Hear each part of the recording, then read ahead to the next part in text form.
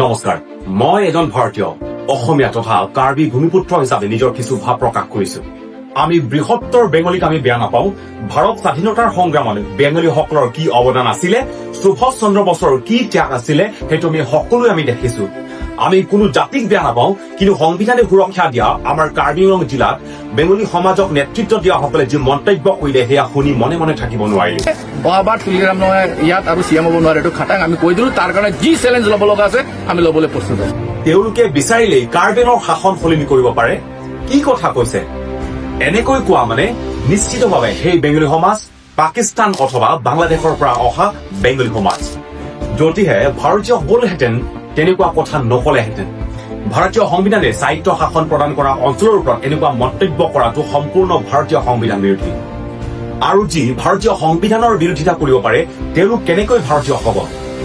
তেওঁলোক পাকিস্তানৰ পাকিস্তানী নহলে বাংলাদেশৰ বাংলাদেশী। ভাৰতীয় সংবিধানৰ প্ৰিএম্বল অৰ্থাৎ প্ৰস্তাৱনাতে আছে আমি ভাৰতীয় জনগণৰ জাতীয় ঐক্য আৰু সংহতিৰ ভাৱ সুনিশ্চিত কৰিম বুলি।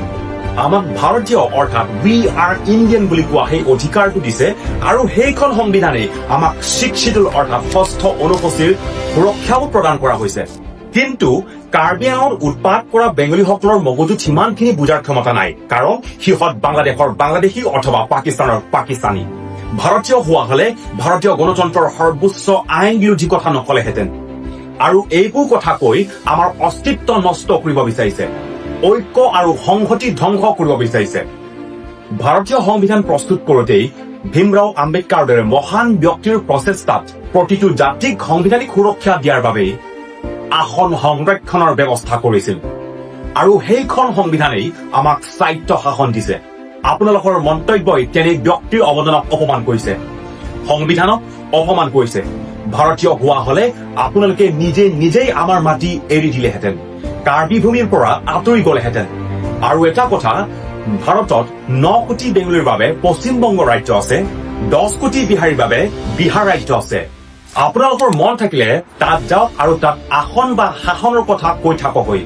আমাৰ 5 বা 6 লাখ কাৰ্বি জনসংখ্যা থকা ভাৰতীয় সংবিধানে স্বায়ত্ব শাসন প্ৰদান কৰা কাৰ্বি আংলঙত উৎপাত কৰি সংবিধান বিৰোধী কথা কৈ অদৰকাৰী বিতৰ্ক কৰি আমাৰ অস্তিত্ব ধ্বংস কৰিবলৈ চেষ্টা নকৰিব। আমাক সংবিধানে চিনাক্তকৰণ কৰি যি অধিকাৰ প্ৰদান কৰিছে সেয়াত আপোনালোকে আক্ৰমণ কৰিবলৈ চেষ্টা নকৰিব।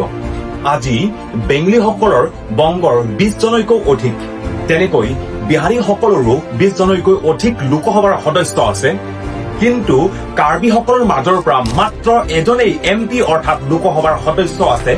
আৰু আপোনালোকে সেই এজনকো আপোনালোকে নাইকিয়া কৰিব বিচাৰিছে নেকি? শেষত এটাই কওঁ, আমি আমাৰ আইনী অধিকাৰ বিচাৰি কৰা আন্দোলনবোৰ মূল্যহীন কৰিবলৈ চেষ্টা নকৰিব। আমাৰ ত্যাগ আৰু প্ৰতিটো ভাল তেজৰ মূল্য আছে। আপোনালোকে ষড়যন্ত্ৰ কৰি আমাৰ ত্যাগক মূল্যহীন কৰাৰ চেষ্টা নকৰিব। আমাৰ জাতিৰ মাজত বৃহত্তৰ অসমীয়াৰ একতাৰ মাজত আপোনালোকৰ লেতেৰা মন্তব্যৰে সংঘাতৰ সৃষ্টি কৰিবলৈ চেষ্টা নকৰিব। শ্ৰদ্ধাকৈ কৈছো, পাকিস্তানী যদি পাকিস্তানত যাওক, বাংলাদেশী যদি বাংলাদেশত যাওক, আমাৰ পৰিৱেশ বেয়া নপৰিব। সকীয়াই দিছো। ধন্যবাদ। কাৰ্টন, জয় আই অসম।